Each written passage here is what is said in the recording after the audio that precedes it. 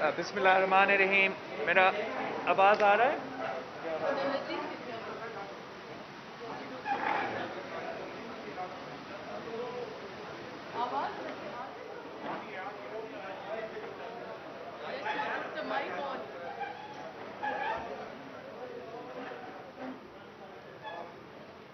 जी, बिस्मिल्लाहिर्रहमानिर्रहीम। अस्सलाम वालेकुम। मेरा आवाज़ एवरीथिंग ऑल सेट शुरू होता जी। आप सबका बहुत मेहरबानी है, आप आज अपना वीकेंड से टाइम निकाल के यहाँ आए हैं। लेकिन जैसे कि आप जानते हो कि आज 25 जुलाई है, और 25 जुलाई जो है वो अब पाकिस्तान में हमेशा के लिए एक ब्लैक डे के तौर पे मनाया जाएगा। खुद इस 25 जुलाई पे जिस तरीके से इस सिलेक्टेड हाइब्रिड निज़ाम को लेकर आया गया था, उसका नतीजा, उसका नुकसान आज सारे पाकिस्तान के सामने है, और इस दिन को मनाना बड़ा ज़रूरी होता है। अगर हम कोविड के दौर में ना होते तो इस वक्त पाकिस्तान के सारे सियासी जमातें सड़कों पे होते और इस सियाह दिन को, इस ब्लैक डे को मना रहे होते। जिस तरीके से ये सिलेक्शंस करवाए गए, हमें सब याद है कि कैसे पाकिस्तान की तारीख में पहली बार 2018 के इलेक्शन में पूरे पाकिस्तान में आपको तीन दिन तक इंतजार करना पड़ा अपना रिजल्ट लेने के लिए।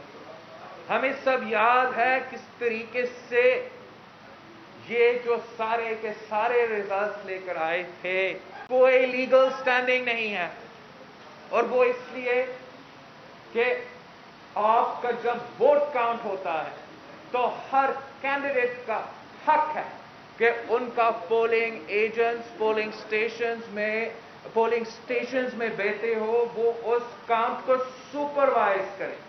और जैसे आप सबको पता है, पाकिस्तान भर में पोलिंग एजेंट्स को पोलिंग स्टेशन से बाहर निकाला गया था।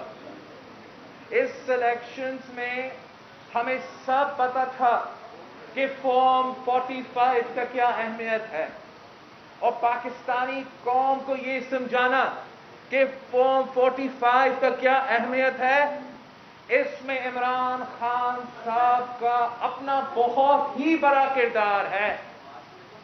लेकिन 90% फॉर्म 45 जो उस सिलेक्शन के थे वो आज तक गायब है।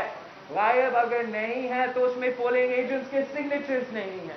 अगर पोलिंग एजेंट्स के सिग्नेचर्स नहीं है तो उसका क्या लीगल स्टैंडिंग है?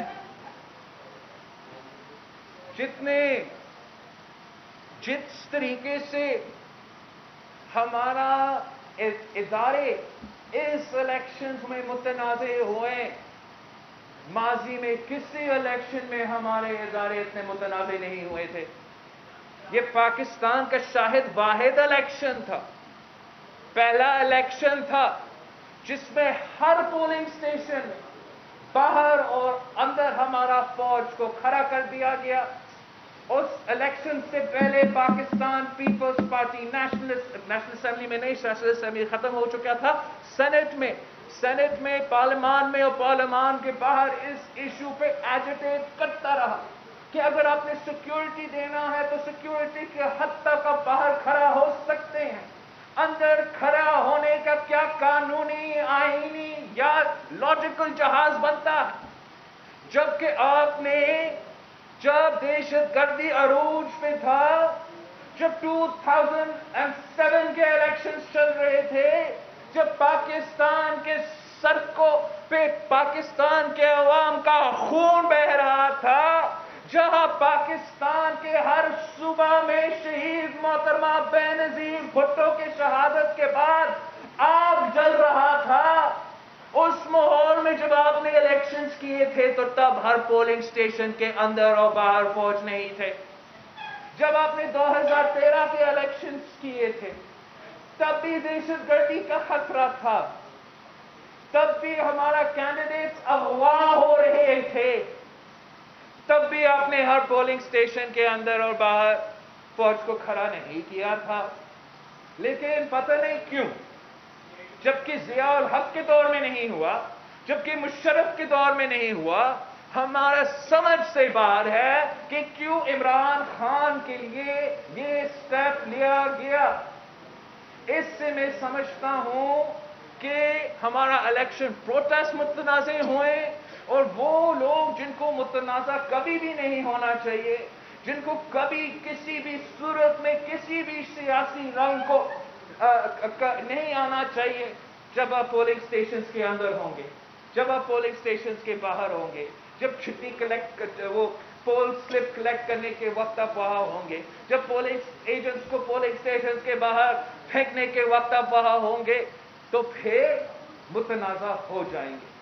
تو میں سمجھتا ہوں کہ جتنا نقصان اس الیکشن نے ہمارا سسٹم کو کیا تھا شاید ماضی میں، اتنا نقصان نہیں ہوا، اور اتنا جو دہشت گردی کے واقعے ہوئے تھے اس الیکشن میں وہ بھی ہوئے تھے۔ ہمارا جو اس وقت کا الیکشن کمیشن تھا اس نے تو پرامن کا نام دیا تھا اس الیکشن کو الیکشن کے بعد، لیکن ہمیں پتا ہے کہ کیسے پورے پاکستان میں دہشت گردی کے واقعے تھے، کیسے پشاور میں دہشت گردی کے واقعے تھے، کیسے اس الیکشن میں بھی ایک اور بلوچ خاندان سے تعلق رکھنے والے بلوچ شہید ہو چکا تھا، کیسے شہید سجرانی صاحب کو بلوچستان میں شہید کروایا گیا، کیسے پنو میں دہشت گردی کا واقعہ تھا، کیسے الیکشن ڈے پہ میرا اپنا لاڑکانہ میں میرا پولنگ کیمپ پہ بم دھماکہ ہوا۔ یہ تو خبر بھی نہیں تھا، یہ تو پاکستان کا بریکنگ نیوز بھی نہیں تھا کہ پیپلز پارٹی کا کیمپ پہ لاڑکانہ میں دھماکہ۔ میرا پہلا الیکشن میں میرا پہلا ووٹ ڈالتے ہوئے آپ کے پاس وہ فوٹیج نہیں ہے۔ آپ کو میڈیا کو جن کا حق تھا، جن کو پاکستان کے عوام کے آنکھ بن کے ہمارے پولنگ سٹیشنز پہ اور اس پروسیس کو پہ نظر رکھنا تھا، آپ کو بھی ایکسیس نہیں دلوایا گیا، اور اس کے نتیجے میں جو الیکشن ریزلٹس نکلے پہلے دن سے کوئی لیجیٹیمیسی نہیں تھا، اور جتنے دن یہ حکومت اب حکومت میں رہ چکے ہیں، اب سارے پاکستان ایک پیج پہ ہے، پاکستان کے عوام ایک پیج پہ ہے، ہر صوبہ سے تعلق رکھنے عوام ایک پیج پہ ہے، وہ یہ پیج کہ اس سلیکٹڈ عمران کو جانا پڑے، کہ اس سلیکٹڈ عمران نے جو نقصان پاکستان کی جمہوریت کو کیا ہے وہ آپ کے سامنے ہے، جو نقصان اس سلیکٹڈ عمران نے ہمارا معیشت کو کیا ہے وہ آپ کے سامنے ہے۔ تاریخ میں ہم اتنے برے معاشی صورتحال کے مقابلے کبھی نہیں کیے ہیں، اور آگے جا کے اگر یہ سلیکٹڈ رہے گا تو ہمارا معاشی حالات مزید برائی کی طرف چلا جائے گا۔ تو جمہوریت کو نقصان، معیشت کو نقصان، ہمارا سوسائٹی کو نقصان، لیکن سب سے بڑھ کر ایک پینڈیمک کے دوران جب ایک لیڈر نہیں لیکن کٹ پتلی راج کر رہا ہے، تو جس طریقے سے ہر پاکستانی کا صحت اور زندگی کو نقصان رہا ہے اور آج تک ہے، وہ بھی اس وزیر اعظم کی وجہ سے ہے۔ ایک بڑا وجہ سپوزڈلی اس وزیر اعظم کو لے کر آنا وہ یہ تھا کہ ہم نے ایک کرپشن فری پاکستان بنانا، ایک کرپشن فری پاکستان بنانا تھا، اور اگر آپ صاف شفاف صادق اور امین عمران خان صاحب کو بس اس کو وزیر اعظم کی کرسی پہ بس بٹھا دینا تو 90 دن کے اندر ہی اندر پاکستان میں کرپشن ختم ہونا۔ اب آپ پوچھیں عوام سے، پاکستان کے عوام سے، آج نیا پاکستان میں کتنا کرپشن ہو رہا ہے، نیا پاکستان میں کتنا کرپشن ہو رہا ہے۔ ٹرانسپیرنسی انٹرنیشنل سے پوچھے، ٹرانسپیرنسی انٹرنیشنل ایک سیاست، میں تو ایک سیاسی جماعت کو میرا رائے ہوگا، لیکن ٹرانسپیرنسی انٹرنیشنل کا اپنا انالیسس ہے کہ جو کرپشن نیا پاکستان میں سلیکٹڈ دور میں ہوا ہے، پاکستان کی تاریخ میں اتنا کرپشن نہیں ہوا۔ اگر اس عمران خان نے کہا تھا کہ اس نے کسی کو NRO نہیں دینا تھا، اس میں اپنا دور حکومت میں سب سے زیادہ ایمنسٹی اسکیمز دلوائے ہیں، ہر کرپشن منصوبہ کو تحفظ دلوایا ہے۔ سب سے پہلے جو سب سے بڑا وائٹ ایلیفنٹ ہے ہمارا، وہ BRT کا جو منصوبہ آج تک متنازع ہے، اس کو NRO دلوایا گیا ہے۔ سنا ہے کہ ان دوستوں کو مزید کام ملا ہے وفاقی حکومت کی طرف سے، اس پہ کرپشن، معلم جبا کا کرپشن، بلین ٹری سونامی کا کرپشن، ہر منسٹر کا، ہر ایڈوائزر کا، ہر اسپیشل اسسٹنٹ کا جو ایسٹس ابھی ڈکلیئر کیے گئے ہیں، کیا کسی میں ہمت ہے ان سے پوچھنا کہ ان کا ایسٹ بیونڈ مینز کا کیس نہیں بنتا؟ خورشید شاہ کی طرح پہلا گرفتار پھر سوال پوچھنا کا کیس نہیں بنتا؟ عمران خان صاحب نے ہر مافیا کو NRO دلوایا، چینی چوری میں NRO، آٹا چوری میں NRO، تیل چوری میں NRO، اور سب سے بڑھ کر آپ کے سامنے کلبھوشن یادو کے لیے بھی NRO۔ وہ جس نے کشمیر کا سفیر بننا تھا، وہ آج کلبھوشن یادو کا وکیل بن چکا۔ اب آپ سب نے ہمارا وزیر قانون کا نیا شریف الدین پیرزادہ صاحب کا ناکام کوشش دیکھا اس آرڈیننس کا جسٹیفیکیشن دینا نیشنل اسمبلی کے فلور پہ۔ یہ کہتے ہیں کہ یہ انٹرنیشنل کورٹ کے جو جورسڈکشن ہیں اس کی وجہ سے وہ یہ کام کرتے ہیں۔ ایک تو اگر میں ایک سیکنڈ کے لیے بھی یہ مانتا ہوں کہ آپ صرف اور صرف انٹرنیشنل کورٹ آف جسٹس کے لیے یہ کام کر رہے تھے، تو وہ انٹرنیشنل کورٹ آف جسٹس کا کام تو آرڈیننس سے پورا ہوا نہیں۔ آپ نے پھر کیوں اسلام آباد ہائی کورٹ میں جا کے اس کا ایڈوکیٹ کے لیے درخواست ڈالا ہے؟ حکومت پاکستان کا درخواست ہے، اس سوال کا جواب ان کے پاس نہیں ہے۔ یہ کہتے ہیں کہ قانون میں کہیں نہیں لکھا کہ ہمیں اپوزیشن سے بات کرنا تھا۔ جی بالکل، قانون میں کہیں نہیں لکھا ہے کہ اپوزیشن سے بات کرنا تھا۔ اگر آپ نے اپوزیشن سے بات نہیں کرنا تھا تو اپوزیشن کے بغیر پاس کر کے دکھائے۔ یہ قانون میں نہیں لکھا ہے کہ اپوزیشن سے بات کرنا ہے، لیکن آپ کا آئین میں لکھا ہے جب نیشنل اسمبلی سیشن چل رہا ہے آپ کو فوراً آرڈیننس کو پیش کرنا پڑتا ہے۔ نیشنل اسمبلی پاکستان میں 15 تک مل رہا تھا، یہ آرڈیننس میں 20 پہ لے آیا تھا۔ پھر نیشنل اسمبلی آف پاکستان جون میں بھی مل رہا تھا، سینٹ آف پاکستان بھی جون میں مل رہا تھا، مسلسل ہم مل رہے تھے۔ پھر جولائی میں بھی ہم مل رہے تھے۔ تو انہوں نے پاکستان کی کانسٹیٹیوشن کو وائلیٹ کیا ہے جب انہوں نے اس آرڈیننس کو ہاؤس میں نہیں لے کیا ہے۔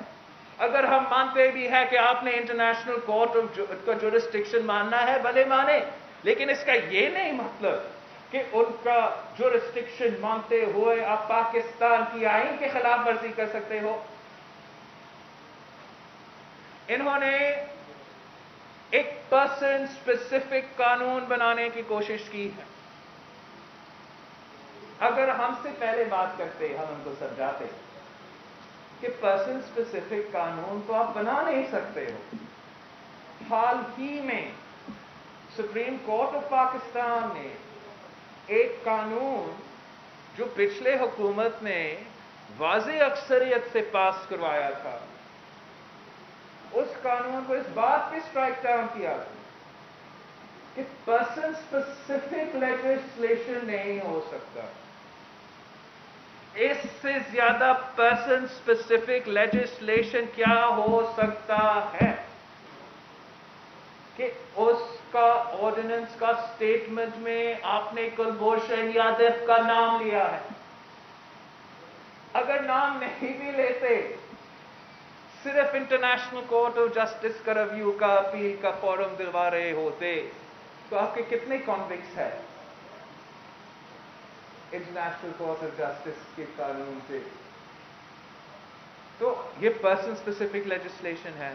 ان کا طریقہ کار غیر آئینی، غیر الیگل تھا، اور اگر دال میں کچھ کالا نہیں تھا تو اتنا سیکریٹو ہونے کا وجہ کیا؟ آپ نے ہم سب سے کیوں چھپائے؟ یہاں تک کہ آپ نے پارلیمنٹ اور نیشنل اسمبلی سے کیوں چھپائے؟ اور ایک اور بات جو سب سے حیران کن بات ہے کہ آرڈیننس کے اندر انہوں نے 60 ڈیز دیے تھے کلبھوشن یادو کو اور بھارت کی قونصلیٹ کو اس آرڈیننس کا فائدہ لینا. اس 60 ڈیز میں نہ کلبھوشن یادو نے نہ بھارت نے اس آرڈیننس کا فائدہ اٹھایا، اور نہ ہی آپ نے اس 60 ڈیز میں یا اس 60 ڈیز سے پہلے پارلیمنٹ سے پوچھا. تو آپ کا ارادہ یہ تھا نا کہ ہمیں پتہ ہی نہیں چلتا کہ آپ کا چھپی ہوئی آرڈیننس سے جو آپ نے اخبارات میں بھی نہیں چھپوائے، وہ 60 ڈیز کے اندر کلبھوشن یادو آرڈیننس کا فائدہ لیتا. 90 ڈیز کے اندر آپ نے لے کرنا تھا، کام بھی ہو گیا اور ہمیں پتہ بھی نہیں چلتا. آپ کے لیے مسئلہ صرف ایک ہے کہ پاکستان پیپلز پارٹی نے کبھی بھی اس ملک کے نیشنل انٹرسٹ پہ کمپرومائز نہیں کیا ہے، اور کبھی بھی انسانی حقوق پہ اور انٹرنیشنل لا پہ کمپرومائز نہیں کیا ہے. ہم ان ساری چیزیں کو دیکھتے ہیں، اور جیسے ہی پاکستان پیپلز پارٹی نے اس ایشو کو پکڑا، سینٹ میں اٹھایا، پریس کانفرنسز میں اٹھائے، تو پھر آپ نے سوچا کہ یہ شاید مسئلہ بن جائے گا، ہم نیشنل اسمبلی میں لے کر آئے.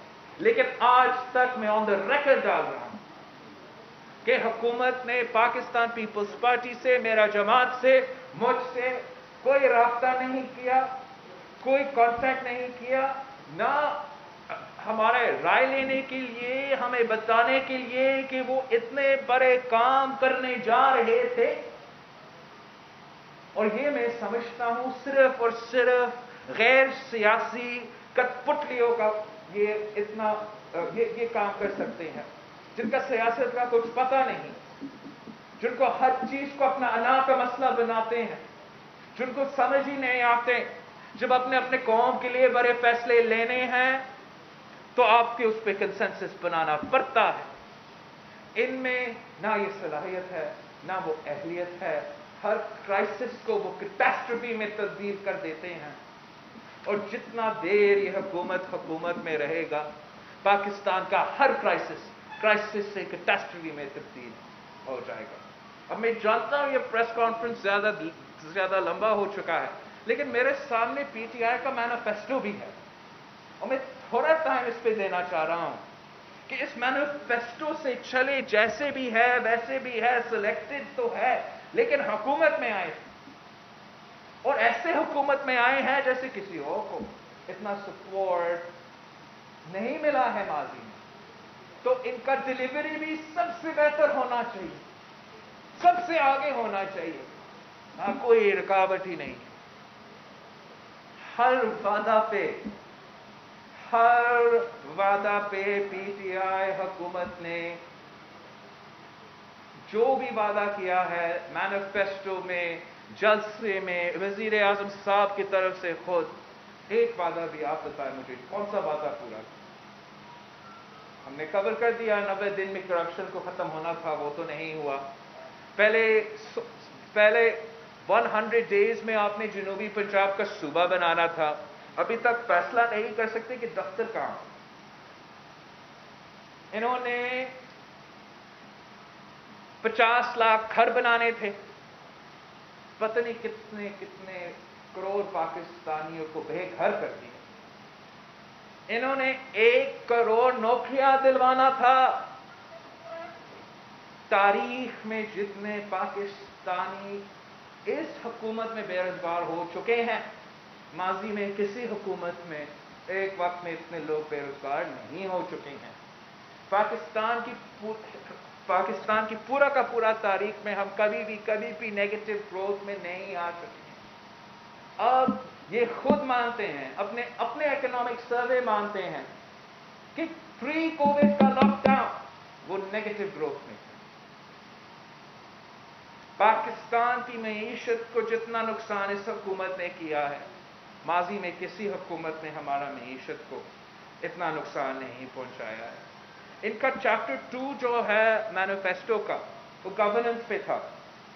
उसका पहला एक पॉइंट है उसमें कि उन्होंने नैब ऑर्डिनेंस को रिव्यू करना था, स्ट्रेंथन करना था इसका mandate, independence and the appointment process for the नैब। इस काम पे उन्होंने कोई प्रोग्रेस नहीं दिखाया। उन्होंने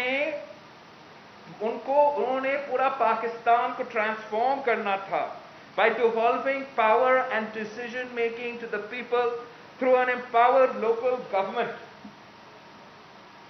जब से पीटीआई की हुकूमत में आई है, जहां चाहे खैबर पख्तूनख्वा में हो, चाहे पंजाब में हो या उनका इत्तेहादी हो बलूचिस्तान में, उनका पहला काम क्या था?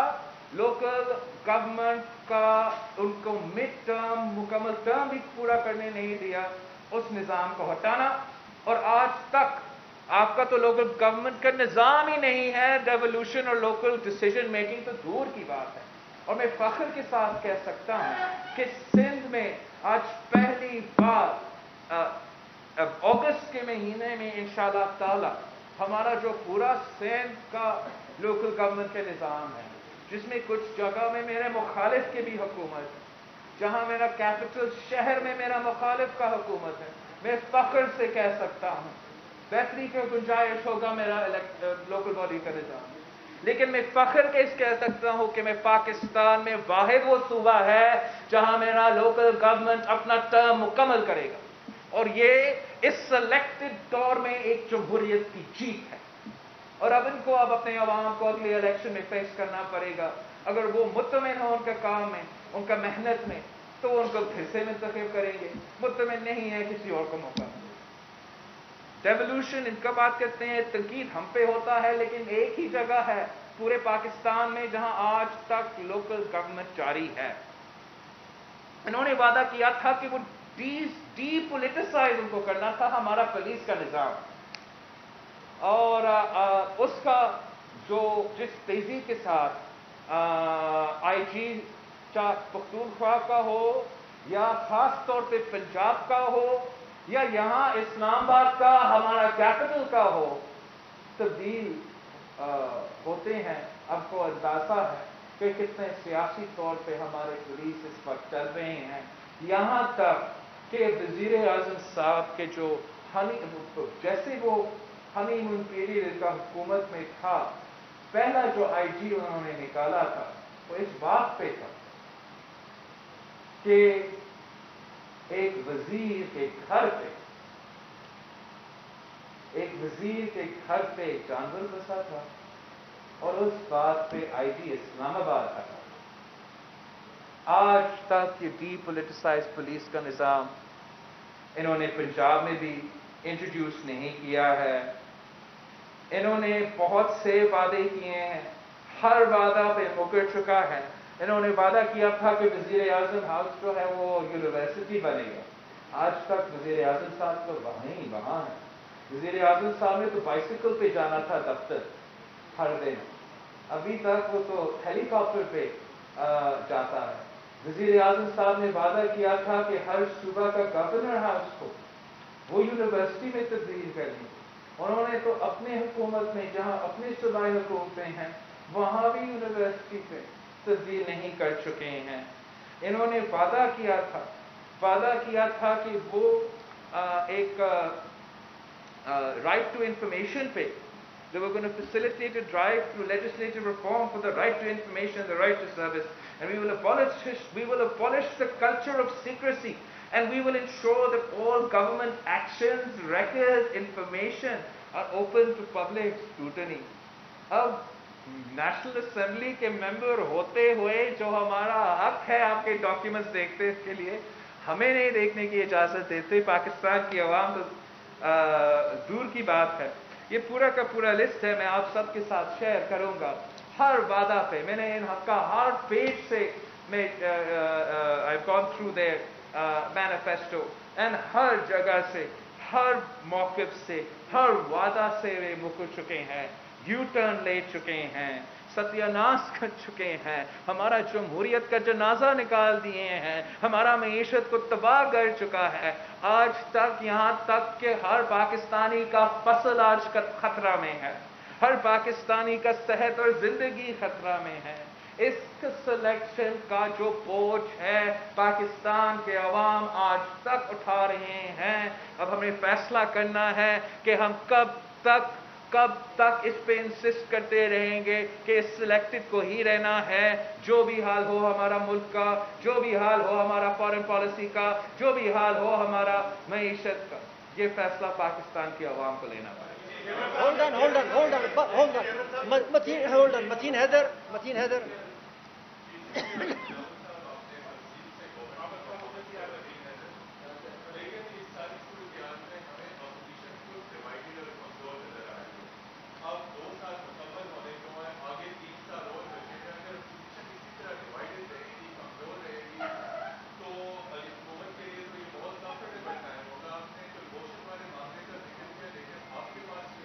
سوال کریں. سوال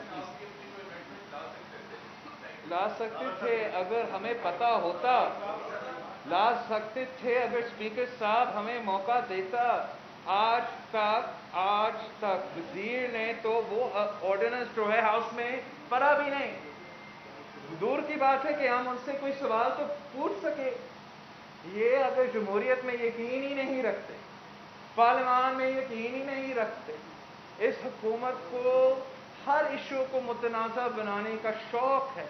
جہاں تک اپوزیشن کی بات ہے، یہ حکومت نے جیسے supreme court of Pakistan justice Baqir کا تاریخی فیصلہ آپ کو بتا رہا ہے، ہر پاکستانی کو بتا رہا ہے کہ کس طریقے سے نیب کو پولیٹیکل انجینئرنگ کے لیے استعمال کیا گیا تھا، کس طریقے سے مخالف کے خلاف استعمال کیا گیا تھا اور آج تک استعمال ہو رہا ہے. ہم مطالبہ کرتے ہیں اس کا ابالشمنٹ کے لیے. ہم مطالبہ کرتے ہیں کہ ہمیں ہر پاکستانی کو آزادی ملنا چاہیے، لیکن سیاسی جماعتوں کو سیاسی آزادی ملنا چاہیے، سیاسی جماعتوں کو لیول پلینگ فیلڈ ملنا چاہیے. آج تک نہ پارلیمنٹ میں، نہ میڈیا پہ، نہ سڑکوں پہ سیاسی جماعتوں کو لیول پلینگ فیلڈ دیا جا رہا ہے. یہی ہمارا شکوہ تھا جنرل الیکشنز میں کہ ہمیں لیول پلینگ فیلڈ نہیں دیا جا رہا ہے، اور آج تک ہمیں لیول پلینگ فیلڈ نہیں دیا جا رہا ہے. اگر میں آپ کو ایک بات بتاؤں، پاکستان پیپلز پارٹی نے مسلسل پہلے دن سے لے کے آج تک اپنا بھرپور طاقت سے، اپنے بھرپور محنت سے ہر ایشو پہ، ہر پالیسی پہ، ہر کام پہ ان کو ان کا اپنا جو کام ہے، اپنا جو ذمہ داری ہے، اپوزیشن کا، وہ اپنے کیپیسٹی کے حد تک پورا کیا. سر ایک سوال یہاں سے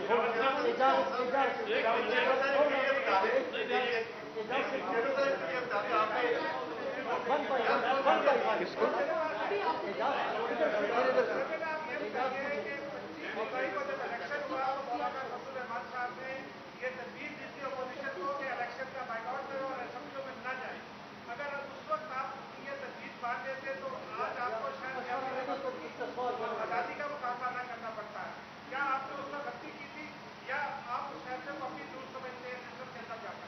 میں آج بھی سمجھتا ہوں کہ پاکستان پیپلز پارٹی کے لیے پاکستان میں ہمارا تاریخ ہے، ہمارا موقف ہے، جمہوری سسٹم کا حصہ نہ رہنا کبھی آپشن نہیں تھا.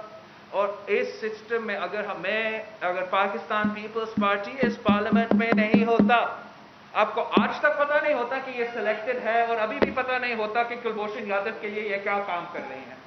تو جتنا بھی کم ہو، شہید محترمہ بے نظیر بھٹو کے ساتھ 17 سیٹس میں وہ پارلیمنٹ میں تھی، مگر میں اس پارلیمنٹ میں بیٹھی اور اس کو حکومت کو ہلنے نہیں دیا. اور اس نیا دور میں جو بھی مشکلات ہیں وہ سو ہے، لیکن ہم سمجھتے اپنا فرض ہے، اپنا کام ہے اپوزیشن کا کردار ادا کرنا، وہ ہم کریں. شمسی صاحب، شمسی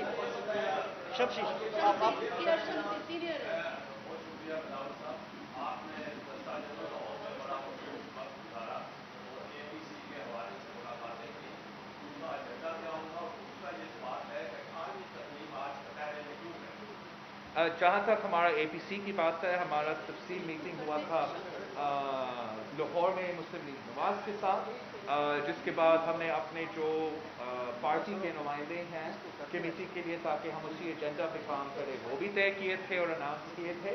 اور عید کے بعد جو ہمارا اے پی سی ہونا ہے اسی کے لیے یہ سب کام کر رہے ہیں. میں مولانا فضل الرحمان صاحب سے بھی کراچی میں ملا، نون لیگ سے لاہور میں ملا، آج ہی میں اختر مینگل صاحب سے ملا ہوں. وہ مسلسل جو اپوزیشن کی جماعتیں ہیں ان سے اپنے انگیجمنٹ میں اضافہ کرنے کی کوشش کرتا رہوں گا. جہاں تک 18th امینڈمنٹ جو ہے، میں نہیں سمجھتا ہوں کہ 18th امینڈمنٹ کے پھیرے میں ہیں. ان پہ جو جس یہ حکومت حملہ ہمیشہ آلموسٹ ایوری ڈے نا یا این ایف سی کے لیے 18th امینڈمنٹ کرنے کی کوشش کر رہے ہیں، لیکن اس کی وجہ سے حکومت کے پھیرے میں ہیں. اور اگر ایک آنچ بھی آتا ہے این ایف سی ایوارڈ پہ اور 18th امینڈمنٹ پہ تو حکومت کو ہی نقصان ہوگا. جو نقصان پاکستان کی وفاق اس وقت نہیں اٹھا سکتے ہیں، اور اس کو فل فورس میں ریزسٹ کیا جائے گا. ملک صاحب اس سائڈ سے شاکر اس سائڈ سے لیں گے. شاکر آپ نے آرڈیننس کی بات کی، آرڈیننس اس وقت ڈیلے ہوا جب 60 ڈیز کی جو ڈیٹ تھی اور وہ گزر چکی تھی. اس کے اوپر آپ کے کیا کمنٹ ہوں گے؟ اور 25 جولائی کے الیکشن کو آپ نے سلیکٹڈ قرار دیا، آپ ان الیکشن کے بارے میں کیا کمنٹ کریں گے جن کے بارے میں چیئرمین آلریڈی کہہ چکے ہیں کہ وہ آر الیکشن تھے؟ 93 کے 7 کے الیکشن، 88 کے الیکشن، 85 کے الیکشن. اگر یہ سارا کچھ جائز تھا کل، آج وہ ناجائز کیوں ہے؟ جہاں تک آرڈیننس کی بات ہے، میں نے یہی تو الزام ہے، اس لیے ہم کہہ رہے ہیں کہ تو این آر او دے رہے تھے، ریلیف پہنچا رہے تھے، اور اب جب اس نے اس ریلیف کا فائدہ نہیں اٹھایا تو یہ آپ کا دوسرا کوشش ہے. This is their second attempt to bring it in the national assembly. I think یہی جہاں تک الیکشنز کی بات ہے، اس الیکشنز میں جو ہوا، جس طریقے سے ہوا، اس پہ ہمارا جس طریقے سے میں سمجھتا ہوں وہ فرق ہے، میں نے اس پہ بھی بات کیا. لیکن یہ بھی ایک واضح ڈفرینس ہے پاکستان پیپلز پارٹی کے موقف پہ اور دوسرے کے موقف پہ، کہ ہم سمجھتے ہیں کہ یہ مسلسل جو ایک مینیپولیشن رہا ہے ہمارا الیکشن میں، چاہے وہ 1988 میں شہید محترمہ بے نظیر بھٹو کو آئی جی آئی کی صورت میں، یا 97 میں، یا 2002 میں، جب ہم نے 2008 میں الیکشن جیت کے حکومت بنا رہے تھے، اس وقت بھی ہم نے کہا ہم یہ الیکشن ریزلٹس انڈر پروٹیسٹ مان رہے ہیں، کیونکہ ہمیں پتہ تھا کس طریقے سے اس الیکشن میں ہمارے خلاف دھاندلی ہوا تھا. 2013 میں ہم نے سب سے پہلے اس الیکشن پہ بات کی تھی، اور 2018 میں آپ کے سامنے ہمارا موقف ہے. لیکن ہم نے ہمیشہ کوشش کیا اس نظام میں بہتری لانے کے لیے. آج جو ہم نے پچھلے الیکشن ریفارمز میں ایشوز ایڈریس کیے ہیں، انفارچونیٹلی نیا ایشوز کھڑے ہوئے ہیں جس کو ہمیں بھی اب ایڈریس کرنا پڑے. شاکر سلنگی، شاکر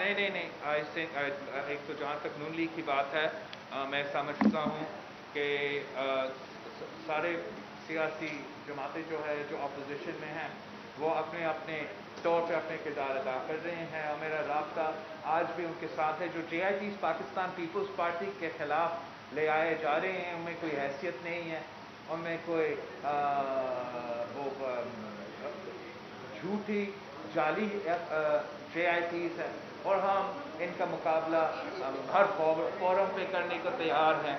हम इनसे नो इशू और शहबाज शरीफ साहब को भी इस बीमार हालत में भी नैब का सामना करना पड़ रहा है। सारी सियासी जमातें जो है वो अपोजिशन का रोल आपने देखा होगा, जिस तरीके से ख्वाजा आसिफ साहब ने पार्लियामान में इस कुलभूषण यादव इशू पे भी बोला, हम सब अपना रोल भी अदा कर रहे हैं। APC इंशाल्लाह ताला ईद के बाद होगा। मुस्लिम लीग नून का सदर जो हमारा लीडर ऑफ द अपोजिशन भी है, वही लीडर ऑफ द अपोजिशन हमारा APC की जो लीडरशिप है वो करेगा। और ये सारे सर ऑर्डिनेंस को इस वक्त हम ऑर्डिनेंस को शाकिर सवाल हो गया पार्लियामान और जमहूरी तरीके से चैलेंज कर रहे हैं इस वक्त पार्लियामान में। आज तक मैं रिएटरेट कर रहा हूँ, आज तक हुकूमत ने मेरा जमात से ना राब्ता किया, ना इंगेज किया, ना बात किया।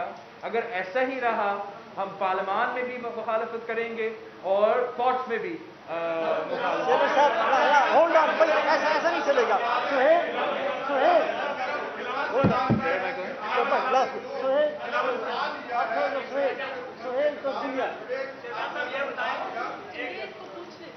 Yeah, please, Nafisa, I'm answering. Nafisa, can you put your hand up?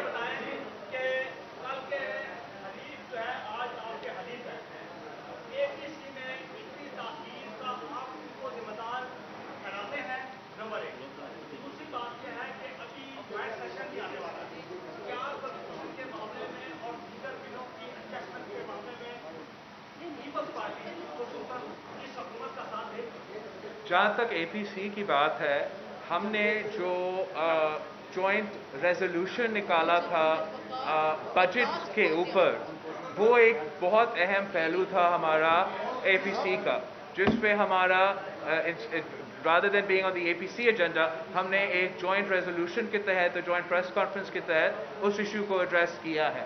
अब हम आपस में हमारा कमेटीज काम कर रहे हैं कि हम अपना जो एजेंडा इस APC के लिए है उस पर कंसेंसस बनाएं और इंशाअल्लाह ताला ईद के बाद जब शहबाज शरीफ साहब से एहतियाब होता है उस APC का वो APC का मीटिंग भी होगा।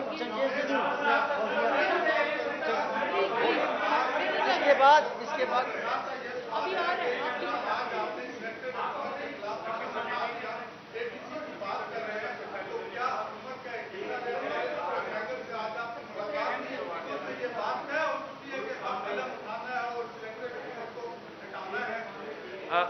अख्तर मैंगू साहब के साथ बहुत से तफसील से हम बात किए हैं, बहुत कॉम्प्रहेंसिव बात रहा है और हमने जो पाकिस्तान के फॉल्ट लाइंस है, जो पाकिस्तान के short term, medium term, long term मसाइल है, उन पे बात किए हैं। हमने इस पे स्ट्रेस किया है कि कैसे जमहूरियत और जमहूरी प्रोसेस ही इसका हल है। जब शहबाज शरीफ साहब ये ईद के बाद सेहतियाब हो जाता है तो लीडर ऑफ द अपोजिशन से मैं दरख्वास्त करूंगा कि जो हमारे जमातें हैं अपोजिशन में, हम सबको ऑफिशियली इंगेज करना चाहिए मैंगल साहब से कि वो ऑफिशियली अपोजिशन का हिस्सा बने। चेयरमैन लेडी फौजिया सर अब आपकी फौजिया खातून खातून मौका दें।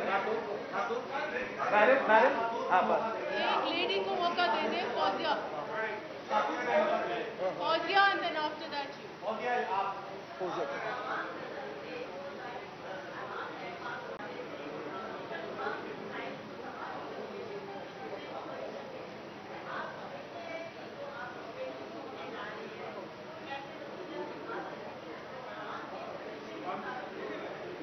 मैं समझता हूँ कि अवाम बहुत ही अवाम के जज्बात जो है, अवाम के अंदर जो नाराज़गी जो है और जिस तरीके से ये सारे जज्बे सप्रेस हो रहे हैं, اس رجیم کے تھرو اگر اپوزیشن عوام کے ایکسپیکٹیشنز کے پورے پہ نہیں اتریں گے تو وہ ہمارے لیے بھی نقصان دہ ہوگا.